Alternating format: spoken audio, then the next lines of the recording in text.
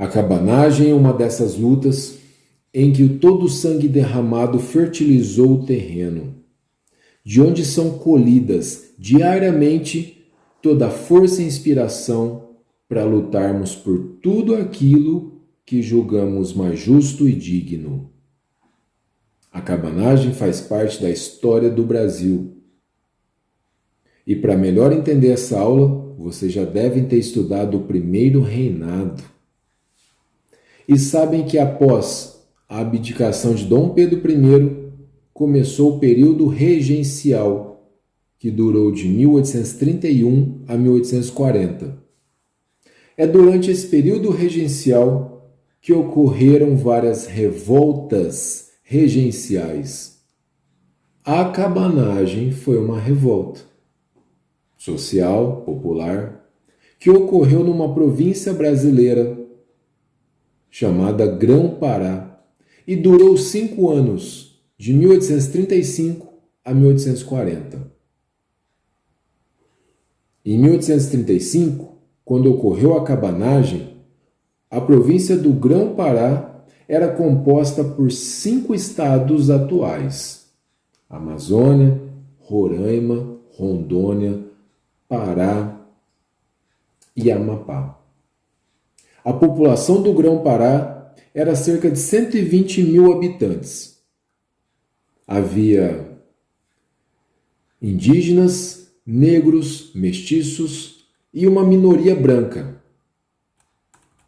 Os paraenses eram, em sua maioria, muito pobres e viviam da pesca, da exploração da madeira, da extração de castanha do Pará, de cacau, baunilha e até de ervas medicinais. Muitos paraenses ainda eram escravos ou viviam com baixíssimos salários e moravam em cabanas, sobre estacas às margens dos rios. Daí eles eram chamados de cabanos. Atualmente ainda existem essas palafitas às margens dos rios da Amazônia. Esse movimento da cabanagem, ele era formado pelos mais variados elementos da sociedade. Encontravam-se povos indígenas que participaram, africanos participaram, brancos, tinham pobres, tinham mestiços e até líderes da elite fundiária. De acordo com a Wikipédia, a classe média também participou. A variedade de personagens trouxe uma variedade de interesses. Cada grupo queria fazer a revolta à sua maneira. Bom, os cabanos, no geral, eles reivindicavam melhores condições de vida, pois viviam numa situação de extrema miséria. Muitos reivindicavam terras para plantar. Mas no caso da elite, eles queriam maior participação política, inclusive o direito de escolher o presidente da província, pois naquela época era escolhido pelo governo central, de acordo com a Constituição de 1824. Vocês lembram dessa aula? Na noite do dia 6 de janeiro de 1835, a população de Belém foi assistir uma peça de teatro, no Teatro Providência, e encontraram sentado na tribuna de honra o presidente da província, que corresponde ao cargo de governador, Bernardo Lobo de Souza. Foi a chance dos cabanos de ocupar a cidade de Belém. Eles vislumbraram um plano e na madrugada do dia 7 de janeiro, que é a data do início da revolta, liderados por Antônio Vinagre, uma grande quantidade de cabanos se dividiram e alguns tomaram o Palácio dos Governadores, outros tomaram o quartel e apoderaram de grande quantidade de material bélico. Outros grupos de cabanos invadiram lojas maçônicas e depredaram. E ainda algumas residências foram invadidas e, por fim, o caos tomou conta pelas ruas de Belém. Imagina a notícia do dia seguinte: presidente da província morto na madrugada ao voltar para o palácio. E foi exatamente isso que ocorreu. Os cabanos tomaram o palácio dos governadores e quando o presidente da província, Lobo de Souza, chegou, foi recebido com uma bala no peito. O mesmo fim foi dado ao comandante das armas e muitas pessoas na cidade começaram a fugir. Daí, pessoal, assim que os cabanos tomaram a cidade de Belém e nomearam um presidente da província, será o primeiro presidente cabano.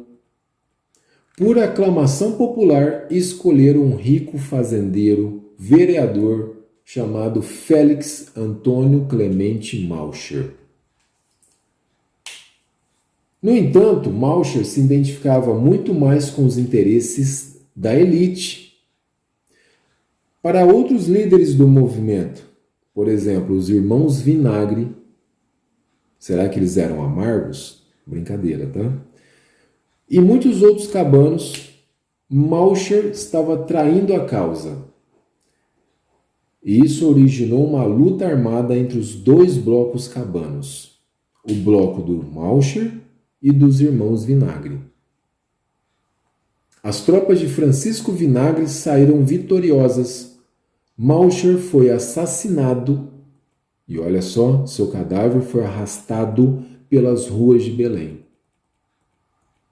Então, pessoal, os cabanos nomearam um segundo presidente cabano, que será o Francisco Pedro Vinagre, e governará por pouco tempo também, de fevereiro até agosto de 1835.